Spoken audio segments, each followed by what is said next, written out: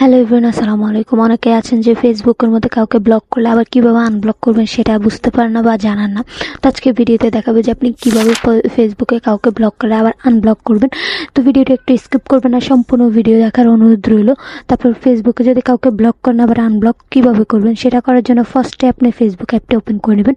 ফার্স্টে আপনার ফোন থেকে আপনি ফেসবুক অ্যাপটি ওপেন করে নিতে হবে। ফেসবুক অ্যাপটি ওপেন করে নেওয়ার পর উপরে যে প্রোফাইলে আইকন দেখতে পাচ্ছেন বা থ্রি লাইন দেখতে পাচ্ছেন, এটার উপর ক্লিক করে দেবেন। তারপরে এখানে সেটিংস নামের অপশনটি দেখতে পাচ্ছেন, এটার মধ্যে ক্লিক করে দেবেন। ক্লিক করে দেওয়ার পর একটু নিচের দিকে স্ক্রল করবেন, একদম নিচের দিকে স্ক্রল করতে হবে। স্ক্রল করার পর এখানে ব্লকিং নামে একটা অপশন দেখতে পাচ্ছেন, ব্লকিং নামে এটার মধ্যে ক্লিক করে দেবেন। ক্লিক করে দেওয়ার পর এখানে আপনি যাকে যাকে ব্লক করেছেন সবগুলো আইডি কিন্তু এখানের মধ্যে শো করবে। তো আপনি যাকে আনব্লক করতে চান তার সাইডে কিন্তু আনব্লক নামে একটা অপশন দেখতে পাবেন। আনব্লক নামে এই অপশনটিতে আপনাকে ক্লিক করে দিতে হবে। ক্লিক করার পর এখানে আনব্লক নামে যে অপশনটি আছে এটা সিলেক্ট করে দিতে হবে।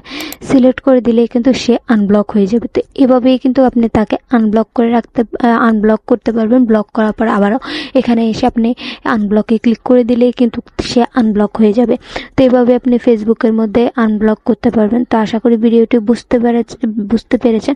তো ভিডিওটি ভালো লাগলে অবশ্যই চ্যানেলটি সাবস্ক্রাইব করে রাখবেন এবং ফেসবুক এন্ড টিকটক থেকে দেখে থাকলে অবশ্যই ফলো দিয়ে রাখবেন।